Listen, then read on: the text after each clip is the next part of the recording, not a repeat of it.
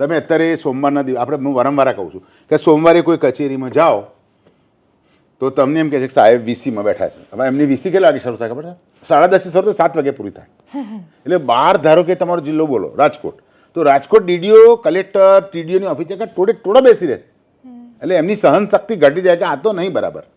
પછી તમે મંગળવારે જો તો ધારાસભ્યનો દિવસ તો કે સાહેબ એમએલએ સાહેબ સાથે બેઠેલા છે, તમે ઘેર જાઓ. એટલે પેલો બિચારો ઠેઠ ચીખલીથી આગળ ઠેઠ ત્યાંથી આવ્યો હોય તાપીથી, એ સવારે ટ્રેનમાં બેસીને આવ્યો હોય, અહીં મંત્રીને હું દાખલો આપું, એક કાનજીભાઈ પટેલ કરીને એક મિનિસ્ટર હતા ચીખલીના, એટલે હું એ વખતે કોઈક છાપામાં નોકરી કરતો, તો એ હું ગયો ને ઓફિસમાં રડતા હતા. કેમ દાદા રડો? એ રાજ્ય કક્ષાના મંત્રી હતા અને મોહનસિંહ રાઠવા કેબિનેટ બે સરકારનું જોડાણ હતું. તો મેં કેમ રડો છો? એટલે કેમ રડવું તો એવું છે કે મારા ગામથી એક છોકરો મને મળવા આવેલો, ગાંધીવાદી હતા, અને હું એને નહીં મળ્યો, હવે બિચારો ક્યાં ગયો છે એના માટે હું રડું છું. આવા મંત્રીઓ પણ ગુજરાતે જોયા છે.